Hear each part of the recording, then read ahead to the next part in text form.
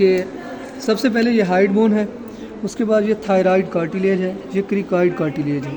Posteriorly अगर देखेंगे तो इसको ये जो ट्रायंगुलर नज़र आ रहा है ये एरिटिनाइड कार्टिलेज है, उसके ऊपर जो है वो है कार्निकुलेट कार्टिलेज। यहाँ पे जो टुबरकल नज़र आ रहा है, वैसे तो अगर इस ऐसे होगा तो ये टुबरकल ही है और इसे क्यूनिफॉर्म टुबरकल कहेंगे।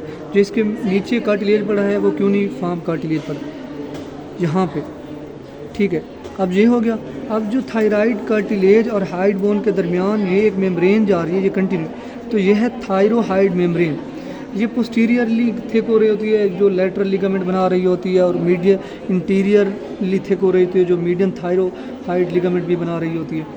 अब इसी अगर हम नीचे जाएँ तो यहाँ पे क्रिकॉइड और थायराइड के दरमियान ये वाली जो मेम्ब्रेन नज़र आ रही है, तो ये कौन सी मेम्ब्रेन है? ये है क्रिकोथायराइड मेम्ब्रेन, ये वाली। और ये हमें एक फैट नज़र आ रहा है जो इनके दरमियान जो कोनस इलास्टिकस और इन कार्टिलेजेस के दरमियान वाली जो स्पेस होती है उसमें ये फैट नज़र आ रहा है। अब थायराइड कार्टिलेज की अगर बात करें तो ये इसका सुपरा थायराइड नाच होती है। उसके बाद ये सुपीरियर थायराइड टुबरकल, इंफीरियर थायराइड टुबरकल, और ये एक इसकी ओब्लिक लाइन होती है। ये इसका सुपीरियर कार्नू होता है, ये इंफीरियर कार्नू होता है। सुपीरियर कार्नू थायराइड के ग्रेटर कार्नू के साथ मिला होता है, और इस जगह के जो लिगामेंट होता है वो हम कहते हैं थायरोहाइड लिगामेंट। और यहाँ पे जो जॉइंट बन रहा होता है इसे हम कहते हैं क्रिकोथायराइड जॉइंट। उसके बाद ये जो लिगामेंट नज़र आ रहा है ना, ये छोटा सा, ये है क्रिकोथायराइड लिगामेंट।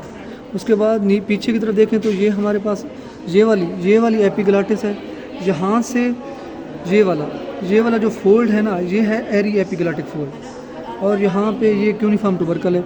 ये पीछे वाला जो एरिया पड़ा हुआ ना, ये है प्रीफॉर्म फोसा या स्मगलर फोसा।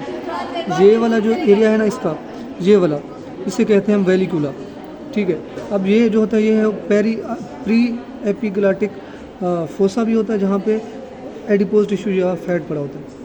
तो और अगर हम मसल्स को देखें तो ये हमारे पास पोस्टीरियर क्राइकोएरिटिनाइड मसल पड़ा होता है, और फिर ये ओब्लिक होता है, ये ट्रांसवर्स होता है। इनकी वैसे कंफर्म डिमार्केशन है नहीं, लेकिन है यही है ऑलमोस्ट।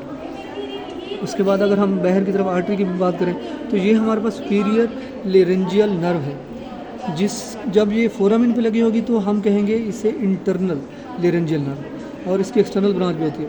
ये सुपीरियर थायराइड की जो इस फोरामिन पे होगी तो सुपीरियर लेरेंजियल आर्टरी होगी, और नीचे जो कंटिन्यू हो रही है सुपीरियर थायराइड ही है।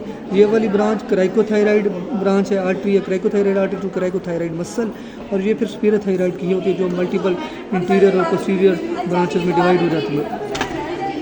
इसी तरह ये वाला जो है थायरोहाइड मसल है, और ये वाला जो मसल है ये क्रिकोथायराइड मसल है। यहाँ पर फिर वही फैट नज़र आ रहा है। अब अगर हम इंटरनली देखें तो ये एरिया एपिग्लाटिक फोल्ड था। ये वाली टोटल जो होती है इसके म्यूकोज़ा लाइनिंग के पीछे जो पड़ी होती है ना, वो होता है क्वाड्रेंगुलर मेम्ब्रेन। अब उसी क्वाड्रेंगुलर मेम्ब्रेन का जो सुपीरियर फ्री मार्जिन होता है वो एरिया एपिग्लाटिक फोल्ड बना रहा होता है, जो इन्फीरियर फ्री मार्जिन होता है वो वेस्टिबुलर फोल्ड बना रहा होता है, क्योंकि यहाँ पे थिक होकर वो मेम्ब्रेन लिगामेंट बना रही होती है। अब इसी को अब ये वाला होगा तो हमारे पास वेस्टिबुलर फोल्ड होगा। ये वाला साइनस या वेंट्रिकल है, ये वाला फिर कौन सा वोकल फोल्ड है, और ये फिर हमारे पास इंफ्राग्लाटिक कैविटी या कोनस इलास्टिकस जो भी, ये फिर ट्रेकियल रिंग्स हैं। और फिर यहाँ पर अगर देखें तो ये जो हमें लिगामेंट आ रहा है ये है एपिग्लाटिक कार्टिलेज, और ये है थायराइड कार्टिलेज, और ये है क्रिकॉइड कार्टिलेज। जो थायराइड और क्रिकॉइड कार्टिलेज के दरमियान ये वाली नज़र आ रही है तो ये क्रिकोथायराइड लिगामेंट है। जो एपिग्लाटिस और थायराइड के दरमियान हमें नज़र आ रहा है लिगामेंट, ये है थायरो एपिग्लाटिक लिगामेंट। जो हाइड बोन और थायराइड के दरमियान नज़र आ रहा है वो थायरोहाइड या हायोथायराइड लिगामेंट, और जो एपिग्लाटिस और हाइड बोन के दरमियान नज़र आ रहा है ये है हायो एपिग्लाटिक लिगामेंट, ये वाला। और ये जो प्री एपिग्लाटिक फोसा होता है उसमें फैट पड़ा हुआ है, दैट्स ऑल।